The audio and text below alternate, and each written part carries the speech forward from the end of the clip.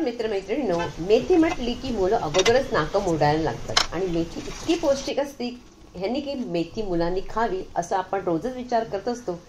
त्यासाठी त्यांना द्यायचं कसं, तर आज आपण जी रेसिपी बनवणार आहोत त्याच्यामध्ये मुलं अगदी आवडीने खातील आणि त्याचबरोबर आपण एक छानशी चटणी सुद्धा बनवणार.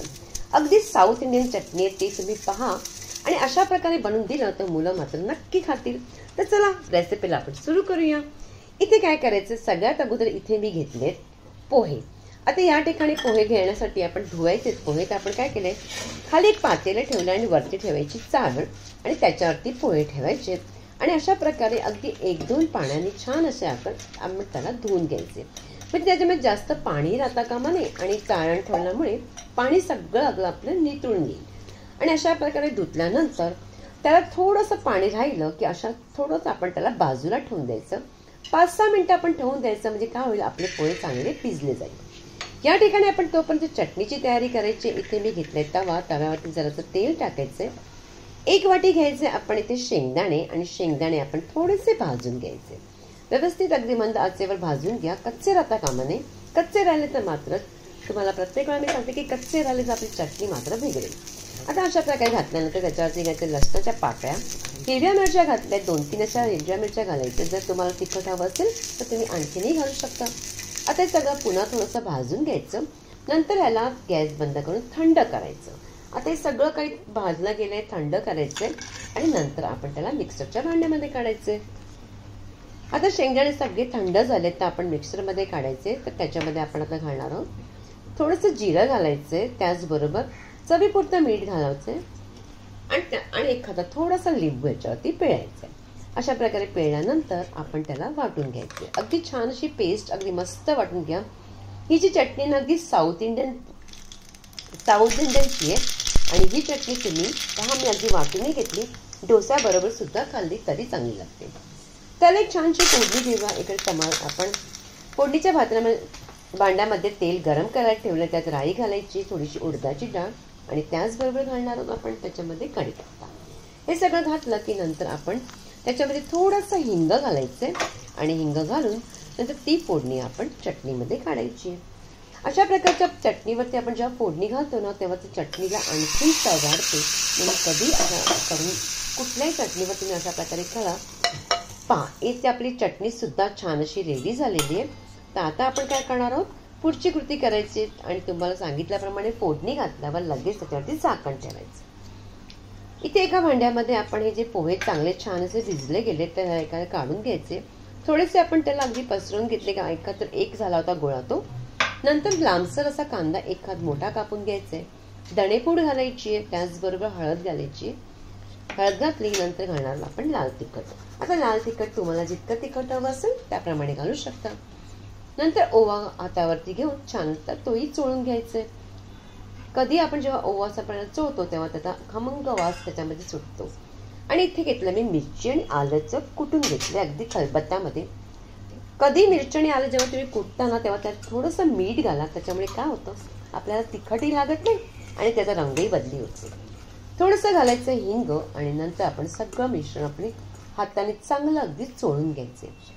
या कांद्यालाही थोडं पाणी सुटतं, म्हणजे आपण याला चांगलं चोळलं पाहिजे. अशा प्रकारे चोळून झालं की नंतर आपण काय करणार आहोत, इथे मी घेतली मेथी. आता मेथी स्वच्छ वगैरे अगदी धुवून घ्यायची, स्वच्छ साफ वगैरे करून धुवून घ्यायची आणि याचे देठ मात्र घ्यायचे नाही, फक्त पानं घ्यायची.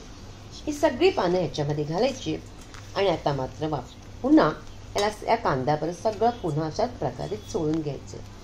ही आपण आज बनवणार आहोत मेथीचे वडे. हे मेथीचे वडे ना अगदी छान लागतात, वरून अगदी क्रिस्पी असतात, आतमधून थोडेसे नरम असतात आणि कडू तर जरा सुद्धा लागत नाही. म्हणून मी तुम्हाला सांगितलं की मुलांना हे नक्की आवडेल. तुम्ही अशा प्रकारे करून दिले तर त्याच निमित्ताने त्यांच्या पोटातही मेथी जाईल आणि ते आवडीने सुद्धा खातील. आणि या चटणीबरोबर तुम्ही जर दिलं तर त्यांनाही आवडेल. तर पहा, बोलता बोलता मी अगदी चांगलं त्याला मेथीला अगदी चांगलं अगदी व्यवस्थित कुस्करून घेतलंय छान असं.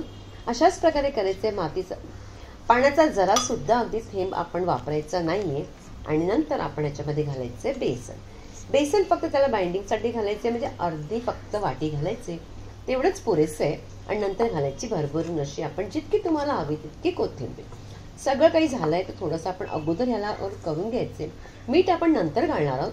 कारण का अगोदरला पूर्ण या सगळ्या मिश्रणाला आपण चांगलं व्यवस्थित अगोदर चोळून घेऊया. मिश्रण झालं. आता आपण त्याच्यावरती घालायचं मीठ. मीठ मी अगोदर घातलं नव्हतं की त्यालाही लगेच पाणी सुटतं, म्हणून हे नंतर घातलंय.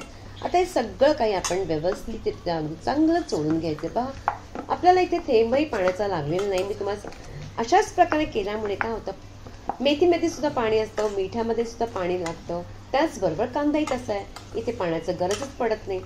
आणि पाणी जर तुम्ही घातलं तर मात्र ते वडे बनत नाही. काय होतात, ते नरम होतात आणि आपले वडे आपल्याला करताही येणार नाही.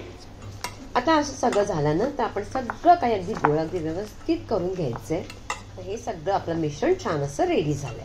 आता काय करायचं, हे सगळं मिश्रण झाल्यानंतर आपण ह्याला वडे बनवण्यासाठी हाताला थोडंसं पाणी लावू शकतो.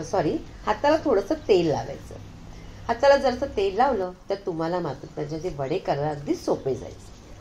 म्हणजे दोन्ही हातावरती तेल लावायचे आणि अशा प्रकारे छान गोळा एखादा घ्यायचा मेथीचा आणि याप्रमाणे गोळे असे करायचे. अशा प्रकारे वडे आपण मस्त असे बनवून घ्यायचे. अगोदर सगळे अगदी जेवढे आहेत ना वडे बनवून घ्या. गोलाकार अगदी छान शेप द्या, मस्त वाटतात. ते दिसायलाही छान दिसतात आणि आपल्याला करायलाही सोपं जातं. अशा प्रकारे सगळे अगदी मी वडे अगोदर करून घेणार आहे. वडे सगळे अगदी करून घेतले आहेत. आणि आता पहा, इथे मी ठेवले फ्राईंग पॅन किंवा हा तवा ठेवा. तव्यावरती थोडंसं तेल गरम करायचंय आणि तेल सगळ्या बाजूला अगदी लावून घ्या, कारण वडे आपल्याला सगळ्या ठिकाणी पसरवून घालायचे. तर या ठिकाणी आपण सगळे वडे रेडी केले होते. आता एक एक करून त्याच्यावरती सोडायचे. तुम्ही हवं असेल तुम्ही डीप फ्राय सुद्धा करू शकता, पण डीप फ्राय नाही केले तरी हरकत नाही. अशा प्रकारे केले तरी ते चांगले अगदी क्रिस्पी सुद्धा होतात आणि आतमधून सुद्धा थोडेसे नरम राहतात, मस्त लागतात आणि चवीला तर अगदी अप्रतिम लागतात. आता अशा प्रकारे सगळे वडे ठेवायचे आणि नंतर आपण त्याला 2-3 मिनिटांनंतर अगदी चांगले त्याला अगदी खालून चांगले भाजले गेले पाहिजे. जेव्हा ते भाजले गेले अशा प्रकारे त्याला उलट करायचे.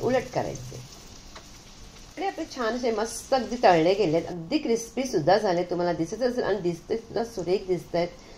अगदी आपल्याला काही त्रास नाही आणि अगदी मोजक्या घरच्या अगदी आपल्यामध्ये घरच्या ज्या साहित्य असतं तेच असतं, फक्त आपल्याला भाजी आणायला लागली, काहीच इथे आपल्याला लागलेलं नाहीये.